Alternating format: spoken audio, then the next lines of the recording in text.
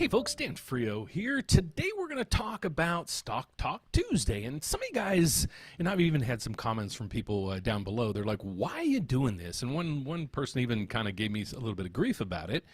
And the reason why I do this, folks, is I want to help you guys learn. That's it. You can see down below, I don't sell anything that's related to stocks and investments.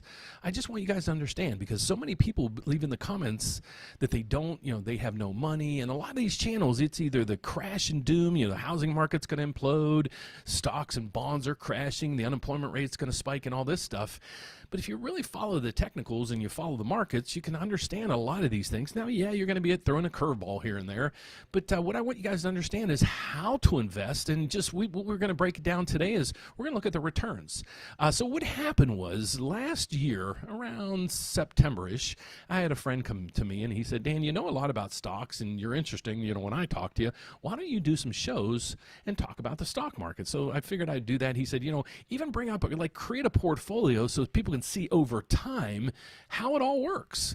So that's what we decided to do. So last September, we started this portfolio, but I want to first start out at the beginning of this stuff. So let's get over to here. You have to learn what you're looking at first, and then we're going to kind of dissect and dive into some of the details.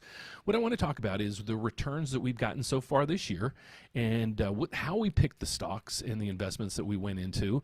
And then, but first I want to go over just the technicals, or just the basics behind a lot of this information, so you can just kind of understand. So the market isn't looking too good today, but you can see right across the board, it says right through here, S&P retreats from a record as comeback rally pauses before the Fed's decision. So first off, what is the S&P? That's what you might ask. So if you're asking that question, well, let's get over to it. Here's what I did. I pulled up a thing as what is the S&P. Let me see if I can find it. There it is, right in front of my face. The S&P 500 is a stock market index that tracks the performance of 500 of the largest publicly traded companies in the United States. Okay, so that's basically what they are. So here's where they are.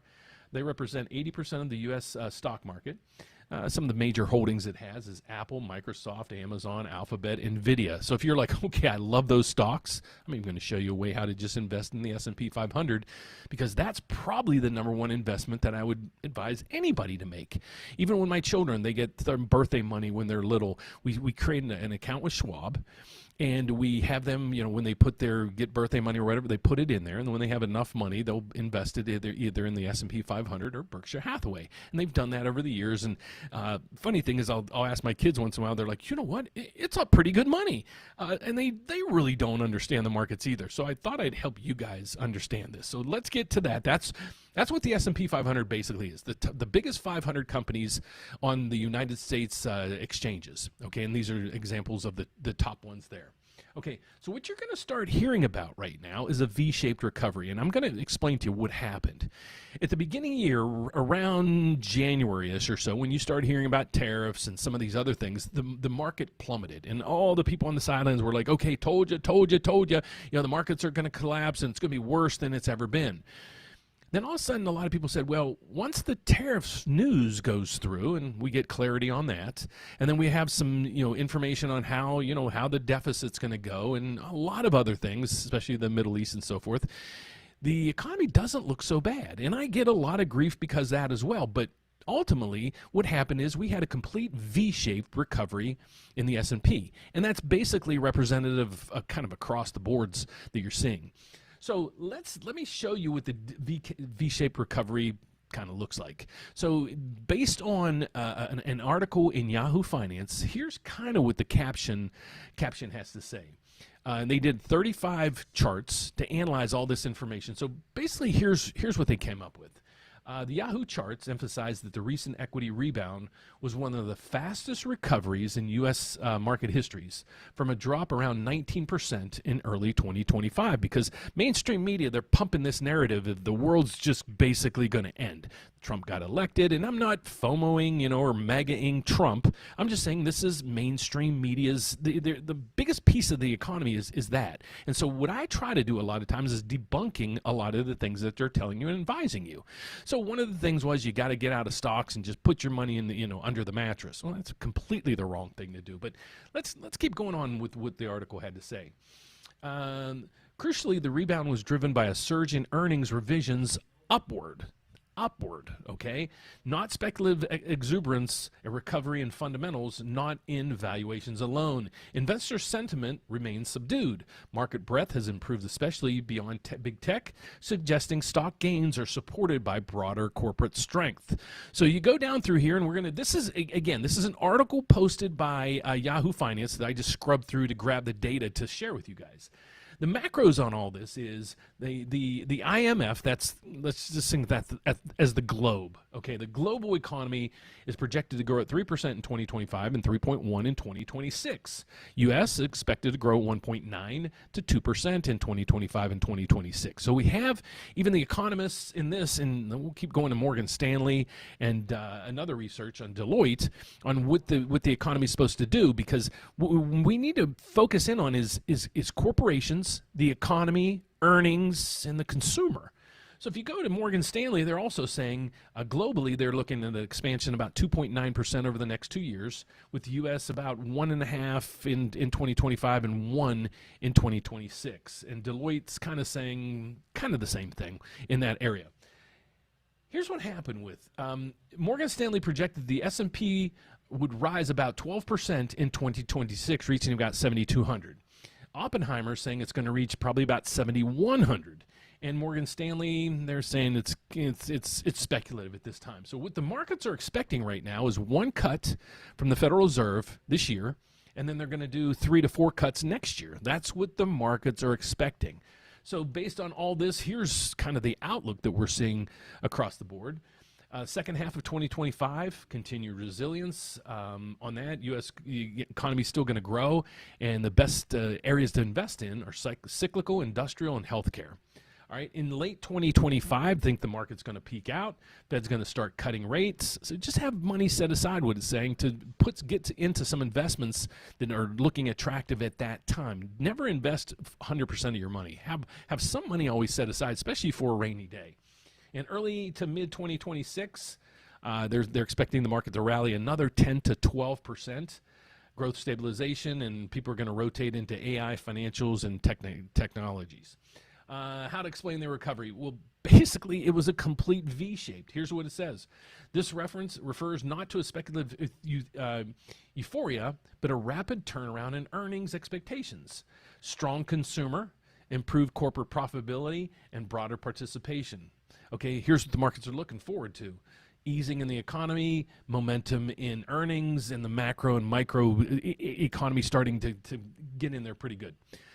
So now let's get over to this. Here's what you're here for. We want to look at the S&P 500. This is going to be our tracking device. So if you want to chase something, let's say you're a basketball player and you really want to be the best basketball player out there, so you mimic Michael Jordan or whatever. So if you're an investor, just try to beat the S&P 500 because it's really hard to do. Okay, so here's what the S&P 500 has done so far this year. Okay, it's up 8.36%. Not bad. If you put your money in a CD or money market, you're getting 3, 4, 5%. So if you put it in here, you got a little more juice there. 1 year, let's go to 1 year. Right now, it's up about 16%. So I'm going to take it because the portfolio we created was back in September. So I want you to go over that and say, well, we'll compare it to the S&P over a 1 year term, even though our portfolio isn't 1 year yet. So let's get over now to our portfolio. But right through here, I'm going to show you different ways here shortly on how you can invest in the S&P 500 the most prudent and cost-effective way. So let's get over to the portfolio that we created I think it was about 9 months ago. And here's what we're looking at. All right, here's the stock, bond, ETF, whatever the investment is. It's going to be along the side right through here. Okay, what I want to do is I just want to break down what we did and the returns that it has, just so you get an understanding of each kind of investment area, because we kind of cover the gamut through here. I did forget, if you guys can hear me okay and see me okay, please give me a thumbs up if you guys don't mind, so I know everybody's seeing me and hearing me okay. Okay, so what I want to do is just go down through these, and I'm going to explain to you what they are. We're going to go over their returns, and then I'm going to tell you or explain to you why we did the investment that we did. So we're going to start at the top and work our way down. And this is our most recent acquisition recently. It is aerospace and U.S. aerospace and defense. And the reason why I did this is, well, there's basically wars all over the world. And then NATO also was, they just inked a deal through NATO that they have to now begin spending 5% of their GDP on national defense. So the thought is, okay, what national defense are they going to get into? Well, they're going to get into defense, aerospace, nuclear, power for all this stuff, and things like that. So let's focus in on that a little bit. So the first one we want to look at is right through here. This is ITA, and it is a ETF. It's a basket of different stocks that are in aerospace and defense. Okay, here's what the stock has done. We're just going to go year to date. Year to date, it's up 35%. If you want to see what's in its holdings, Yahoo Finance is probably one of the easiest things to maneuver. It is a little bit slow, but it gives you all this data right at your fingertips. So here's what this is, and here's the stocks. So by buying one share of this, okay, it's 197 bucks. Buying one share of this ETF, you're getting ownership in all these companies. And if you can see those, GE Aerospace, RTX, Boeing Corporation, Axon, Lockheed Martin, L3, Northrop Grumman, General Dynamics. These are all massive players in this market.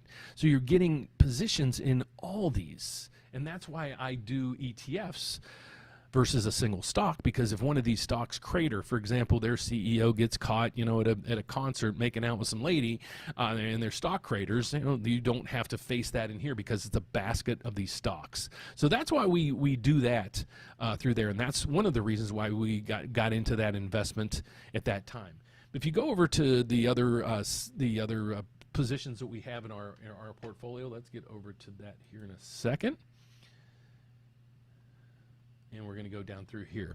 Now, hack, if you can kind of look into that or microscope it a little bit, this is in the cybersecurity. Okay, this is just, Microsoft got hacked recently. So if Microsoft can get hacked, did you know the IRS got hacked at one point? Remember all these credit card companies were getting hacked and everything else? Well, it's still happening. We just don't hear about it as much. Well, that's why we got into this. This hack is another ETF, and it has a whole basket of companies and stocks in that platform. So again, by buying one share of this, you're getting that whole network of companies in that system.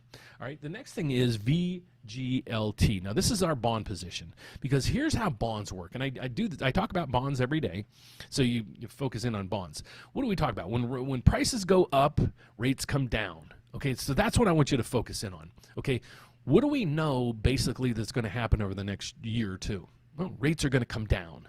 So what's going to happen with bond prices? Well, they're going to go up. So if you really know that the Federal Reserve is going to be cutting, the government right now is hell-bent on bringing down the Treasury yields because that's how much interest they're paying on the national debt. Well, this is a good position to be in because, as the rates come down, you're making money. And that's why I got into this position right through here, VGLT. And again, it's an ETF with a basket of these types of stocks. The next one we're going to go to is OKLO. This is a nuclear play. Okay, this is an individual company. And why I picked this, we were just messing around one day on Stock Talk Tuesday, and we know this AI is blowing out the doors on everything, so we know that the power needed for all this stuff is really going to be excessive, put it that way. So nuclear is going to be the next catalyst to get us through a lot of these things. OKLO was on the top of the charts when we did our analysis. And since we bought that, let's look at when we purchased this stock. We purchased it May of 2025, so 2 months ago, actually. And what's our return right now? If you go to VGLT, 34%. So this is how much we're up, basically, since we bought into our positions. So this one right here, this is a nuclear play that we're on. Now we're going to continue to go on down. You might have heard of Kathy Woods. She's a big AI investor on Wall Street. Well, she runs this platform right through here. This is ARK Investments, and I'll show you what this is. It's technology and robotics, ARKQ. And we bought this, and let's see what's in this. And this might be an area where you might not really realize some of these companies in here, but you might. Some companies such as Tesla, which is on the top of the heat there. Anything else, Palantir on the top of the heat there. Rocket Labs, Trimble, Amazon. So these are all the tech pieces in that puzzle. And that's the reason why I wanted to get into a lot of these areas, but in an ETF platform. And that was the reason why we got into the ARK investment. Right now, within, when did we buy in that? We invested in that on May 14th of 2025. So that is ARK. And in 1 month, we were up 21%. So that's what we're looking at through there. Now we keep going through XME. What is this? Well, this is actually an ETF of materials and minerals. Why? Well, we need them for production. We need copper. We need all these precious materials to produce things in the United States. Well, that's what this one does. And I won't go through each individually one, but this one we purchased in 5 of 2025. So it looks like a lot of these we just purchased this year. So how much is it up?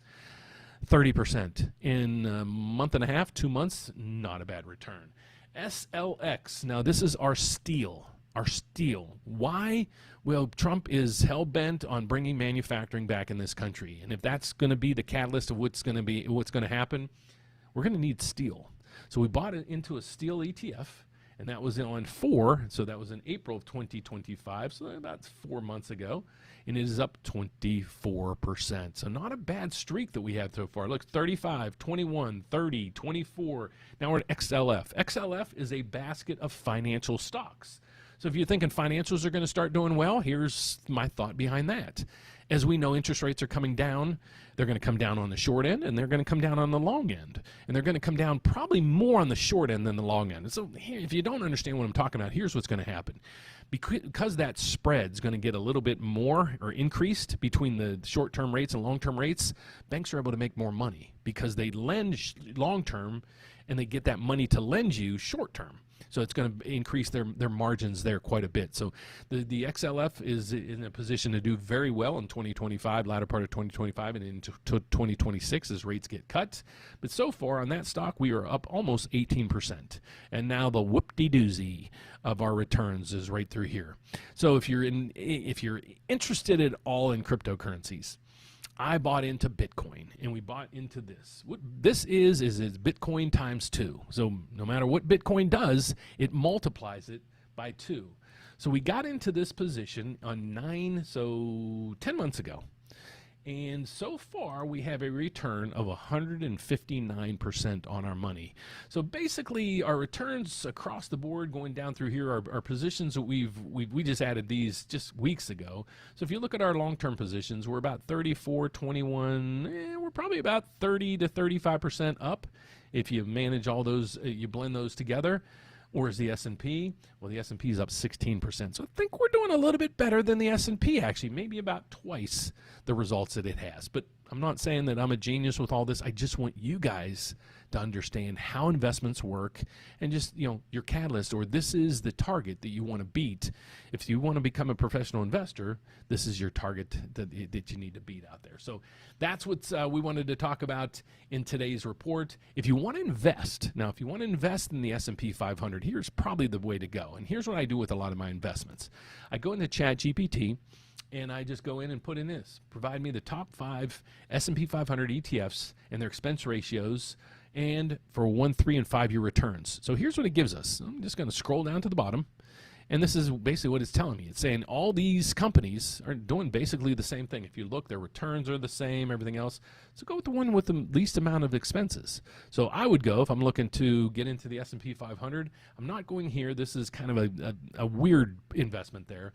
But if you really want to get involved in the S&P at the lowest cost ratio there is, it's right through here, SPLG. Let's do this just for kicks. SPLG. Let's add it to our portfolio just to see how things go over time. So SPLG, we're going to add that in today. We're going to add that to the ticker. Let's see if it gives us a position. SPLG, we're going to add one, and we should be good to go. Let's see, add a lot. I'm going to go 1, and we're good. Let's see if that does it.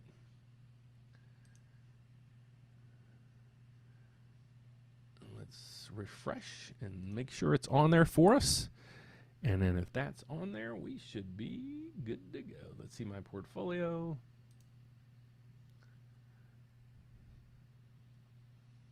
And we will take it from there. So yet it has been added with no returns yet, basically. So we'll focus in on that and some other things next time. So I did post a question on my YouTube channel today, just asking you guys what you really would like me to break down when it comes to investments, real estate, interest rates, housing. So check out my comment section or my community page on YouTube to see if there's if you could help me answer a question on there, what you really want me to talk about on our live events that we have here. But that is it for right now on that. Now let's get over to see where corporate earnings are coming in right now. So here's what I'm focusing in on the economy right now to figure out what the markets are going to do right now. We have the Federal Reserve, they're on pause, okay? I know they're getting a lot of spiff from the president, but I don't think they're going to move at this meeting. Now, September, whole different agenda there. I think they're going to cut for sure at that meeting. Not sure quite how much, but at least it'll start that, hopefully, cut pattern, and then by that time, we have more and more tariff data coming in to fill in the gap there. But what I want to do is I've been focusing in on earnings. In the S&P 500, the majority of their companies are reporting earnings last week and this week. So we want to really focus in on what they're doing. So one of the easiest ways to do this is just go to, and I put in this earningshub.com. Okay, and this will give you earnings reports for companies from yesterday, last week, and everything. So here's companies that posted today before the bell, and the results are right up through here. This is pretty. I didn't realize it was up here because you can easily go through here. So we have 1, 2, 3, 4, 5, 6, 7, 8, 9. So we have 18 companies report. We had 1, 2, 3 not coming in with good earnings, 3 of those, and then 1, 2, 3, 4, 5, 6 with. They hit the earnings right on the button, and then we have 1, 2, 3, 4, 5, 6, 7, 8, 9 that actually came in with earnings higher than expected, and that's been a pattern over the last couple weeks. So I'm liking what I'm seeing so far there. The tariff news it's coming in as well. It's starting to calm the markets. What I do for a living is right through here. My name is Dan Frio. I'm actually a mortgage advisor. I'm licensed in all 50 states as well as Puerto Rico, folks. So if you're out there looking for a mortgage, I'd love to help you. Here's what I focus in on every day. So the MBS market right now is up 31 ticks, means mortgage rates are coming down. So if you're looking to buy into this market or maybe looking to refinance, check out our website. It's therateupdate.com right through here. You can find out a whole bunch of information in regards to mortgages. We have a slogan, one application, one credit, but we're going to compare your loan to over 30 different lenders or with 30 different lenders. Now, how do we do that?